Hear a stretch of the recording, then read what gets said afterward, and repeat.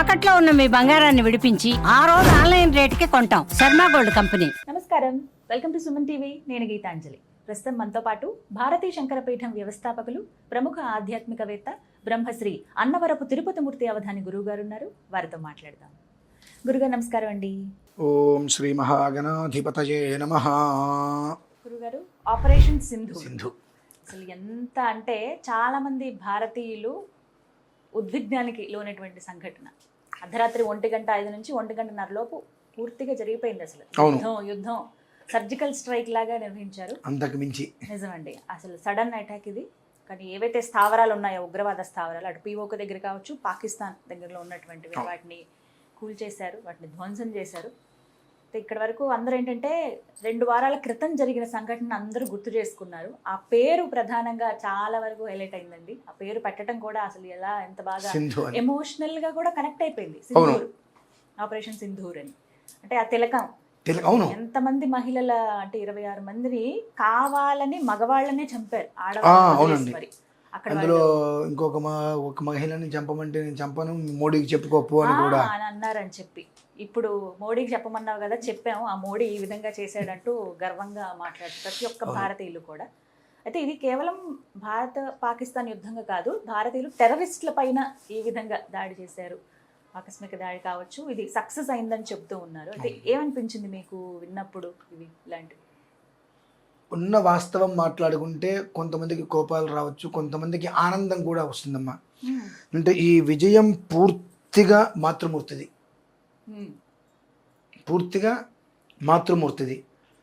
మొట్టమొదటి ఎప్పుడైతే వాళ్ళు పురుషులందరినీ కూడా చంపేసిన తర్వాత ఆమెతో వెళ్ళి మోడీతో చెప్పుకో అనేటువంటి మాట బయటికి రావటం అక్కడి నుంచే ప్రారంభం. ఆవిడ ధైర్యంగా ముందుకు రావటం, అక్కడి నుంచి ముందుకు వస్తే ప్రతి ఒక్క దాంట్లో కూడా స్త్రీ యొక్క పాత్ర చాలా బ్రహ్మాండంగా కనిపించింది. ఇందులో నాకైతే ఒకటి అనిపించిందండి, శ్రీమాత శ్రీ మహారాజ్ఞి శ్రీమత్ సింహాసనేశ్వరి అంటారు. అంటే స్త్రీకు ఉన్నటువంటి శక్తి మరి ఎక్కడా కూడా లేదు. అంతటి సింహాసనం మీద అమ్మవారు కూర్చుని ఉంటుంది అన్నారు, చూశారండి. ఆ ఇద్దరు కూడా ఆ సింహాసనం అధిష్ఠించారండి. ఇద్దరు మహిళలు వాళ్ళ నాయకత్వంలోనే ఆ ఇద్దరు కూడా శక్తి స్వరూపాలుగా. మనం ఏనాడో బహుశా నేను కూడా పుట్టుండకపోవచ్చు, రాణి రుద్రమదేవి గారు అని చెప్పి, రాణి ఝాన్సీ లక్ష్మి గారు అని చెప్పి, ఈ ఇద్దరిని మనం ఒకప్పుడు విన్నాం పేర్లు. బహుశా మనమైతే ఈ కళ్ళతో వాళ్ళని చూసింది లేదు, అంతే, ఈ కళ్ళతో వాళ్ళని చూసింది లేదు. ఆ రూపాలలో వచ్చారమ్మ ఇద్దరు కూడా. శక్తి స్వరూపిణి అనడానికి ప్రధానం అంటే మనమేదో వాళ్ళని గొప్పగా మాట్లాడట్లేదమ్మా, ఎంత మాట్లాడినా తక్కువే. ఎందుకంటే మనకు తెలిసి స్త్రీ అంటే ఇంట్లో భర్తకి, మామగారికి, అత్తగారికి, పిల్లలకి అందరికీ సేవ చేస్తూ ఉంటారు. అటువంటి స్త్రీమూర్తి వాళ్ళ దేశానికి గర్వకారణంగా, దేశం ఇవాళ బాగుంది, చక్కగా ప్రశాంతంగా ఉంది. ఎవరైతే కనుక అనవసరమైనటువంటి వాగ్యుద్ధానికి దిగారో వాళ్ళకి చేతులతో సమాధానం చెప్పగలిగినటువంటి సామర్థ్యం కేవలం స్త్రీకి మాత్రమే అపూర్వమైన గౌరవం దక్కిందని నేను అనుకుంటున్నానమ్మా. సోఫియా ఖురేషి గారు, వ్యోమిక, ఆ పేర్లు కూడా చాలా అసలు అందరూ ఆశ్చర్యపోయాం. మొదటగా పేరు విన్నప్పుడు ఆపరేషన్ సింధూర్ అని వినగానే అలా అనుకున్నాము. సింధూర్ అంటేనే కాషాయం, మరి అక్కడ మొత్తం అదే కనిపించింది కదమ్మా. ఎప్పుడూ కూడా భగవంతుడు ఉపేక్షిస్తాడు. ఇప్పుడు నాకు తెలిసి మోడీ గారు అంటే ఆంజనేయ స్వామి వారి స్వరూపం అని మనం అనుకోవచ్చు. ఆయన ఆలోచన కానివ్వండి, లంకకి రాముడు వెళ్ళడానికి వీలుగా వారధి ఎలా అయితే కట్టారో ఇక్కడ ఆ వారధిని తీసేశారు ఎటు కాకుండా. అది కూడా మన ఎవ్వరికి ఊహకు అందలేదండి. ఆయన అపర చాణక్యుడు. అసలు స్త్రీకి ఈ యొక్క విషయాన్ని మొత్తం కూడా పట్టం కడితే వాళ్ళు ఎలా చేస్తారని మనకు భయం ఉంటుంది, ఎలా చేస్తారని. కానీ ఆయనకి ఎంత ధైర్యం ఉంటే, వాళ్ళ మీద ఎంత నమ్మకం ఉంటే వాళ్ళకు వదిలేశారండి. ఆ నమ్మకాన్ని వాళ్ళు ఏమాత్రం ఇంత కూడా వమ్ము చేసుకోకుండా 10 ఇంతలు కాపాడుకొని దేశానికి గర్వకారణంగా ఆ ఇద్దరు బిడ్డలు నిలిచారమ్మా. అది ఎంత చెప్పుకున్నా మనకైతే తక్కువే. మనం 1కి 100 సార్లు ఇదే మాట చెప్పుకోవచ్చు.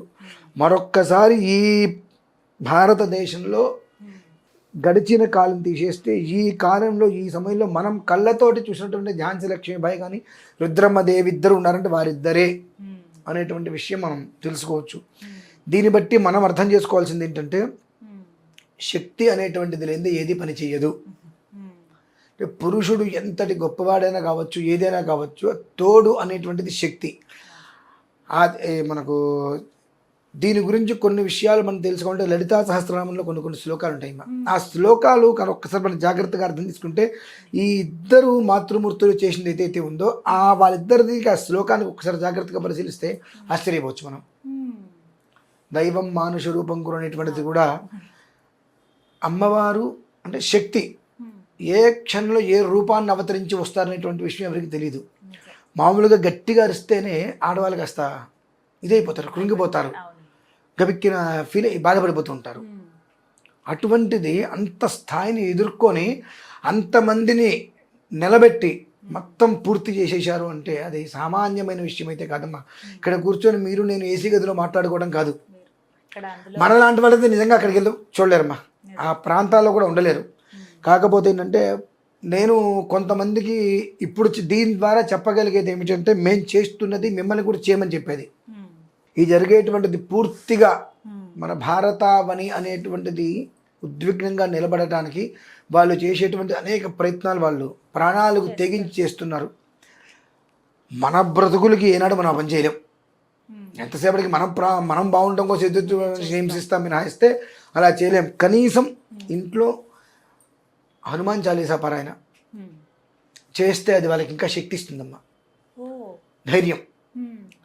విప్రోత్తముల కంటే నా తోటి పురోహితులందరికీ కూడా నేను చేసే విజ్ఞప్తి ఏంటంటే ఇది పూర్తవుతుంది త్వరలో, ఖచ్చితంగా మంచి స్థితికి వస్తాం. దీనికి వాళ్ళందరికీ బలం రావడానికి అప్రతిరథ సూక్తం అనేటువంటిది, తర్వాత మన్యు సూక్త పారాయణ, రుద్రం, చండీలో అథర్వ శీర్షం అనేటువంటిది మన వైదిక సోదరులందరూ కూడా రోజు దేశ క్షేమాన్ని కాంక్షించి చేయగలరు అని ప్రార్థిస్తున్నాను.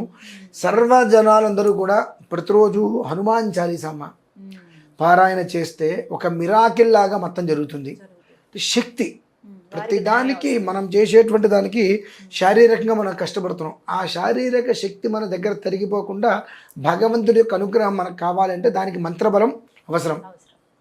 ఇప్పటి వరకు చేసింది నిజంగా చాలా గర్వంగా చెప్పుకోదగ్గ విషయం, కానీ మనం చాలా తక్కువగా చూస్తున్నాం. అది బాధగా ఉంది.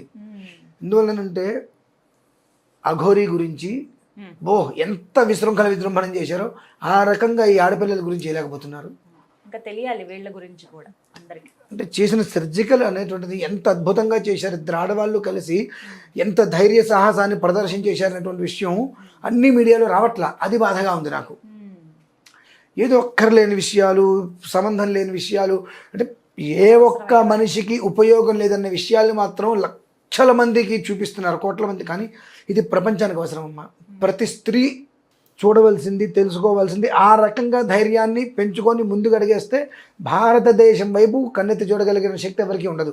అంతకన్నా ముందు ఏ ఒక్క ఇంట్లో ఉండేటువంటి స్త్రీని తన భర్త ఒక మాట దానికి కూడా ధైర్యం చేయడు, వామ్మో అని. అంటే ఆ ధైర్యం వాళ్ళకు ఉందమ్మా. కాకపోతే అంటే ఏదో ఒక చిన్న విషయం వలన మనోధైర్యాన్ని కోల్పోతున్నారు అంతే. ఆ ధైర్యాన్ని ప్రతి స్త్రీ తెచ్చుకోగలిగితే ఖచ్చితంగా ఎక్కడా కూడా స్త్రీ మీద అఘాయిత్యం అనేటువంటిది జరగదమ్మా. వాళ్ళిద్దరు నిరూపిస్తున్నారు దేనికైనా స్త్రీ సాధకురాలే.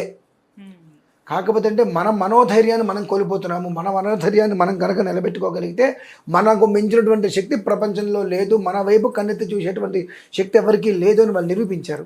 కాబట్టి ఆ ఒక్క విషయాన్ని ప్రతి స్త్రీ, నేనేదో ఒంటింట్లో ఉన్న అన్ని ఆయుధాలు ఇంకా ఎక్కడ ఉండవు, వంటింట్లో ఉన్న ఆయుధాలు ఇంకా ఎక్కడ ఉండవు. కాబట్టి ప్రతిదీ కూడా ఒక విధానంలో తీసుకొని నిన్ను నువ్వు మానసిక స్థైర్యాన్ని కోల్పోకుండా మనోధైర్యాన్ని కనుక నిలబెట్టుకోగలిగితే ప్రపంచం మొత్తాన్ని నిలబెట్టగలిగిన శక్తి స్త్రీకి ఉన్నది అనేటువంటిది మరొక్కసారి ఏనాడో పూర్వకాలంలో దశాబ్దాల క్రితమో శతాబ్దాల క్రితమో ఎవరో చేశారు మనం చదవటం కాదండి, ఇప్పుడు మనం చూసాం. ఈ చూసిన దాన్ని మనం నిజమని నమ్మాలి. విన్నది మనం నిజమని నమ్ముతామో మనకు తెలియదు. చూసిన దాన్ని నిజమని నమ్మి దీని గురించి 100 మంది మాట్లాడుకునే రీతిలో తీసుకురావాలమ్మా. ఎందువల్లంటే నాకు ఇవాళ మీరు అడిగారు, సంతోషం. కానీ గత 4-5 రోజులుగా కదా, ఒక వారం రోజులుగా ఇంత యుద్ధాలు జరుగుతున్నాయి. మొన్న 2 ఆడవాళ్ళు ఎంతగానో ధైర్య సాహసోపేతాన్ని ప్రదర్శన చేశారు. వాళ్ళకి ఇచ్చిన బాధ్యతల్ని చక్కగా కర్తవ్యాన్ని అంతఃకరణ శుద్ధితో నెరవేర్చారు. ఆ విషయం గురించి మీడియాలో ఎందుకు రాలేకపోతుంది, దాని గురించి జనాలు ఎందుకు మాట్లాడుకోలేకపోతున్నారు అనేటువంటిది నాకు మాత్రం బాగా లోపల ఉంది. ఈ రకంగా ప్రతి ఒక్కళ్ళకి ఏంటంటే వాళ్ళని చూసి మనం కూడా ధైర్యం తెచ్చుకొని మనం ఏం చేయగలం అంటే, మనం ఇప్పుడు ప్రత్యేకంగా పరిగెత్తుకుంటే చేయగలిగేది ఏం లేదు, హనుమాన్ చాలీసా.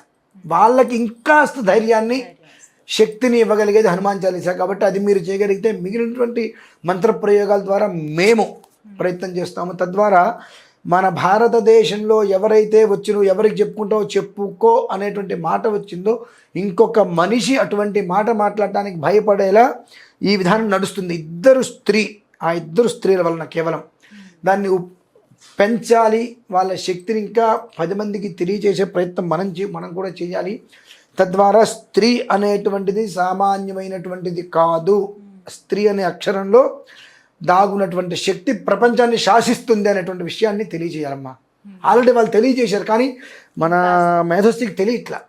దాని గురించి మాట్లాడుకొని వాళ్ళ గురించి మనం ఏదైనా తపనపడి ఏదైనా చేద్దామని ఆలోచన రావట్లా. ఎందువలన తిన్నామా, పడుకున్నామా, లేచామా, ఈ 3 మనకు. 4వ విషయం ఎవరి గురించి మనం ఆలోచించుకోవట్లా. వాళ్ళు అలానే ఉంటే మన బ్రతుకులేంటి, ఇది ఒక్కటే మనం గమనించాలమ్మా. బోర్డర్లో చలికి, ఎండకి, వర్షానికి అన్నిట్లకి అలానే ఉండి వివాహమైనా సరే భార్య బిడ్డలందరినీ వదిలేసేసి ఉంటారో పోతారో తెలియకపోయినా సరే ఆ వీరమాతలు ఆ పిల్లల్ని కని అట్లా వదిలేస్తున్నారు దేశం మీదకి, దేశం రక్షణ కోసం అని చెప్పి. వాళ్ళందరూ అలా వదలకపోతే మన బ్రతుకులేంటి? అటువంటి వాళ్ళకి మనం ఎలాంటి సహకారం చేయగలం? మనం ఏదో శారీరకంగా ఏం చేయలేకపోవచ్చు, కానీ శక్తివంతంగా భగవదారాధన వాళ్ళందరికీ పూర్ణ ఆయుర్దాయం ఇమ్మని. అంటే శక్తి అని అంటే వాళ్ళు ఏదో ఇంకా ఇచ్చేయాలి కాదు, పూర్ణ ఆయుర్దాయం వాళ్ళకి ఇమ్మని చెప్పి మనం కోరుకోవాలమ్మా.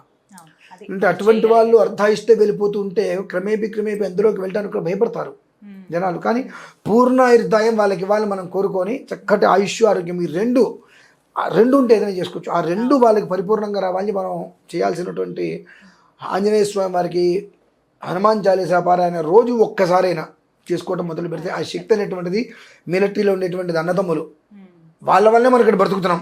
కాబట్టి వాళ్ళకి చక్కటి ఆయుష్, ఆరోగ్యం వస్తే కొన్ని 100 సంవత్సరాల పాటు అక్కడ ఉంది మనందరినీ చాలా కాపాడతారమ్మా. ఇదైతే నేను గట్టిగా చెప్పగలుగుతాను. చక్కగా చెప్పారు గురుగారు, ధన్యవాదాలండి.